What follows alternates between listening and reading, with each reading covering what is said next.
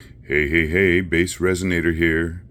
I was asked if I had done a production video on this pyramid of mine, and I did not. So I'm going to do a post-production video. This is looking down on it.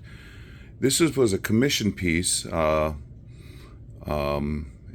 person named Lily commissioned this. She wanted a pyramid with lots of blue, lots of bling, especially silver, and had to have lilies of the valley to go along with her name. So I included that. Ignore the other pieces in the background.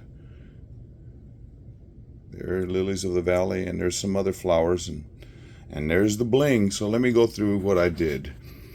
In the cone, this top part, this was one pour.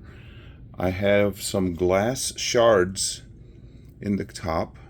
I also dusted the mold a little bit right around the edge, just a touch.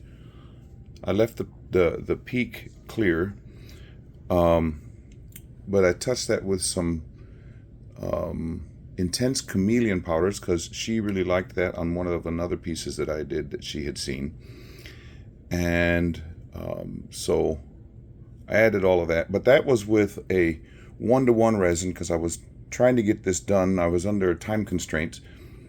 And so that was the first pour, and then I waited till I got tacky, and then I held all these pieces of flowers in place with it was very strange. I tried holding them in place with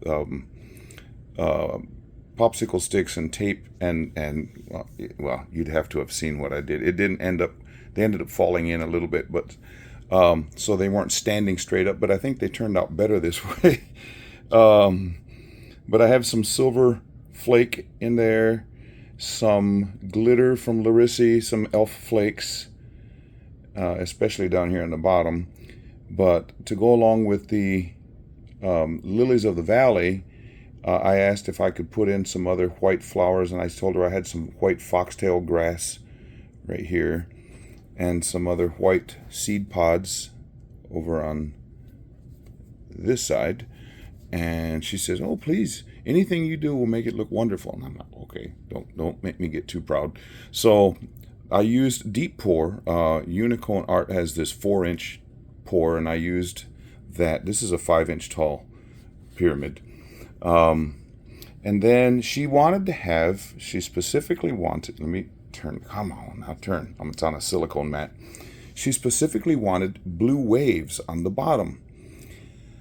I was at a loss how to do that, and then I thought, if I just put in, so the layer with the flowers ends right here, and then I added another layer.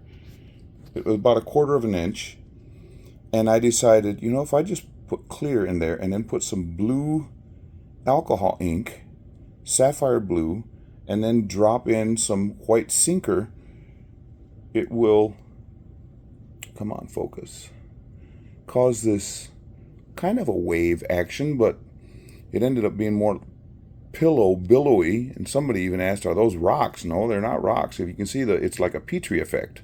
That's what I was going for. It came out really nice. And then the last final pour was using Lrisy flakes, those elf flakes, the baby blue color. And then I added in a little bit of Unicone Art cobalt blue, just a touch to give it a little bit more color so that it would match these pillows or the petri effect. But all in all, it came out really nice. So, but it took 4 days to do this because that middle layer with the deep pour took a while to, this section right here took a while to cure, a day and a half. And then it was still tacky, but that was perfect for me to put that layer with the blue alcohol ink. But yeah, it all came out really nice. I've had a lot of compliments on it. I thank you for those. Keep the compliments coming. Makes me want to do more. I also threw in here, I don't know if you can see them, there's some lapis lazuli stones right in here. That lapis lazuli turned around and showed a white side of it, but they're in there. There's all kinds of things to see. You can sit and stare at this for hours on end and find new things to see. But anyway, hope this suffices as a production video. Since I did not do it, I was under time constraint and I wanted to get it done.